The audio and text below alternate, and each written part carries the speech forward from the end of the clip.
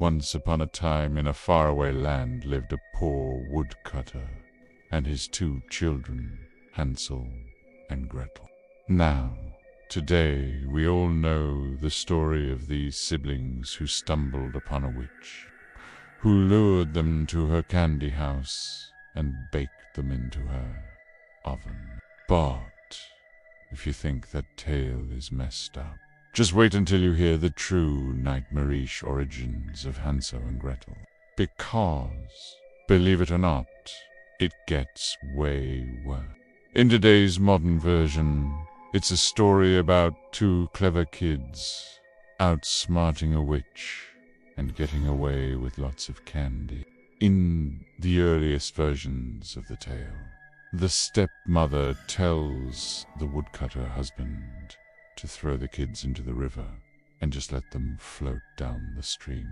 Some versions say she puts them into a sack and rocks them in the water like a crate. If you look at the text closely, the witch doesn't appear until the 2nd page, meaning the first page is purely about the famine and how terrible things have gotten. The phrase there was, "Once upon a time," has always been used to signify that what follows is a fantasy, a story set in another world, usually with magical elements.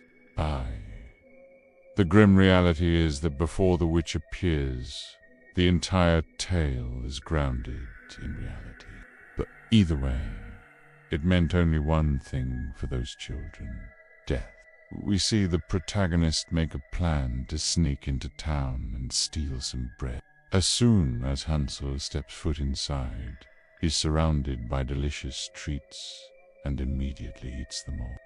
He does this for days, becoming too lazy to go home and telling Gretel to fetch more food. Then, just as he's about to go, a fox interrupts him. But honestly, after eating so much candy, Hansel's already pretty full. When this happens, the witch carries Hansel into the bedroom and locks him in a chest. She asks what she's doing, and Gretel replies that she was only trying to wake her brother up.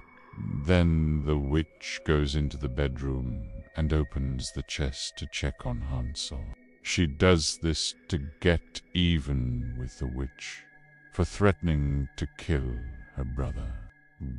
At this point, Gretel calls her brother's name, and when the witch leans in to eavesdrop, Gretel whacks her on the head with a pestle.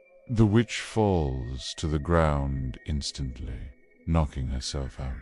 To her surprise, the noise coming from the mortar and pestle attracts the witch's attention, and she stops to listen.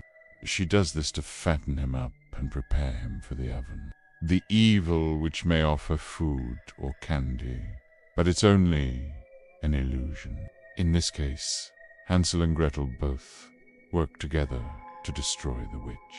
Don't fall for temptation, and don't expect help from the adult world. First, they burn her house down, killing her in the process, and then they run away with all her money. By defeating the witch, the children have proven that they are strong enough to survive on their own. They can now build a new life for themselves without having to worry about being captured by witches or other dangerous creatures. She wants to get rid of children because they remind her of her own offspring, who died during the famine. Or perhaps she simply wants to use them for black magic rituals. You shall be fattened up a bit, and then we shall eat you up. Afterward, she throws the body into the oven, takes all the gold and jewels from the witch's house, and runs away with her brother. They live happily ever after. She carries Hansel out of the room, and Gretel follows behind her, thinking of a plan to kill the witch. In the original text, Hansel and Gretel meet a talking animal, a rabbit. earlier in the story. The rabbit warns them that the gingerbread house belongs to a witch and advises them to stay away. But the children ignore the warning and go straight toward the candy cottage. However, the witch keeps insisting and tries to force-feed him, even though he says he doesn't want any more food. One of them even says, "Beware, beware, little children. If you are wise, turn back, turn back." But Hansel and Gretel pretend they didn't hear anything and keep walking forward.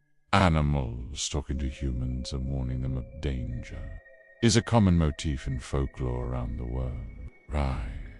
And says, if you really want to steal food, you should go to this field instead. The fox directs them to the perfect spot where they can get all the food they need. The text says she had laid a table as for a king's daughter with wine, beer, cakes, and apple.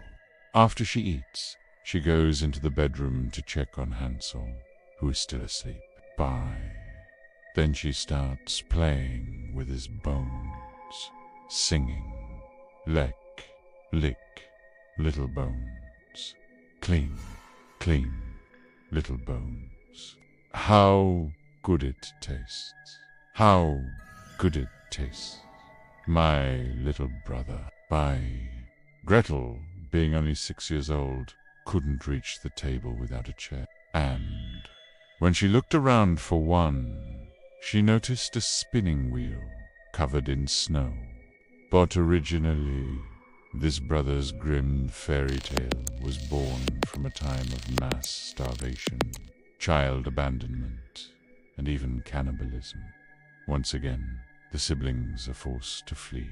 Bewitched her cottage, and all the candy she offers the children represent temptation, which will lead to doom.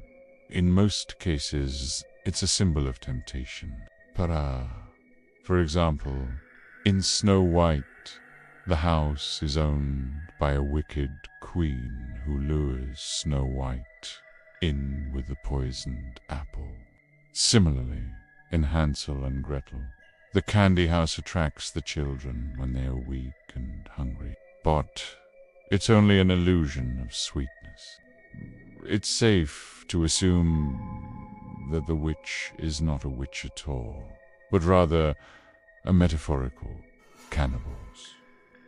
Rumors of cannibalism were spreading across Europe during the famine. People were afraid that cannibalism was becoming so widespread that one might even encounter a cannibal at any moment, anywhere, even in their own home.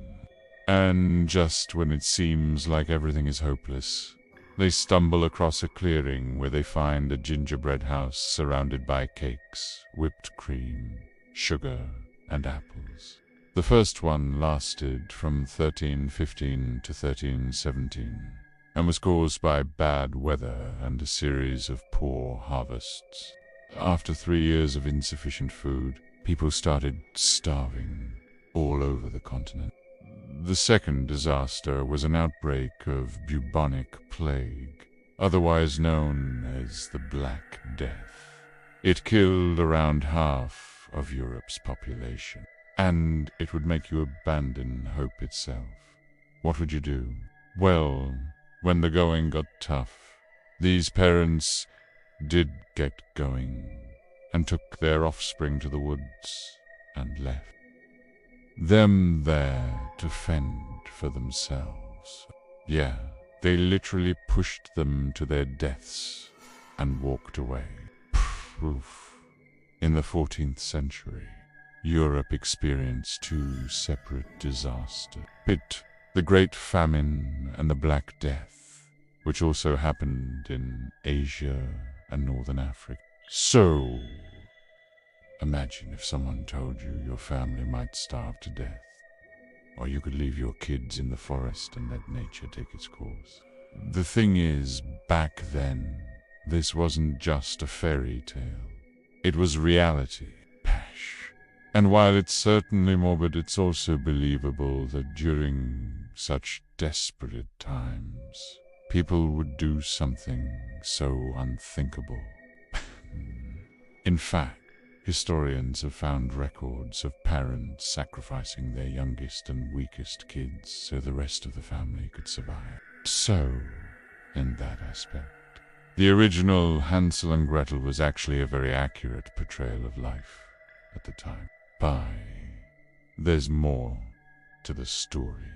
For the next several paragraphs, the story describes the famine and how the family is struggling to find food. But as soon as they start collecting it, some peasants show up and threaten to beat them if they don't leave immediately.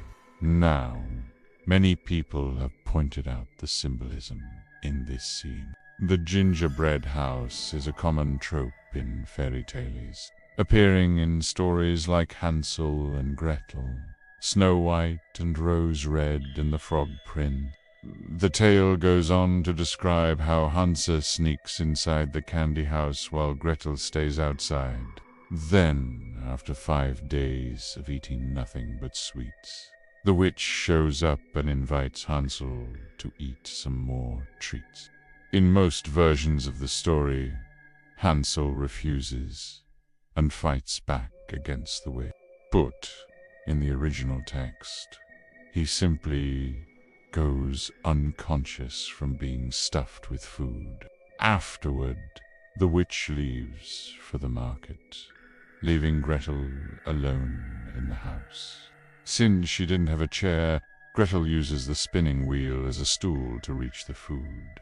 At this point, Gretel thinks Hansel must be dead. But right when she's about to open the chest, the witch shows up. As soon as she sees that he's alive, she picks him up, kisses him, and says, "So much, the better." Gretel decides to put some nuts and pebbles into a mortar and pestle and grind them together. Then, after a few minutes, Gretel pretends to stop grinding the nuts and pebbles, and the witch continues on her way. This is probably the only version of the story where Gretel kills the witch. Now, before we move on, here's a fun fact for you. In later versions, the rabbit disappears, but the animals in the yard reappear. It is important to note that every culture has its own stories of tricksy witches who lure children to their deaths. Whatever her motivation, the witch is a symbol of evil that must be defeated. The moral of this story is to stay together, be clever, trust family cautiously. So what do you think?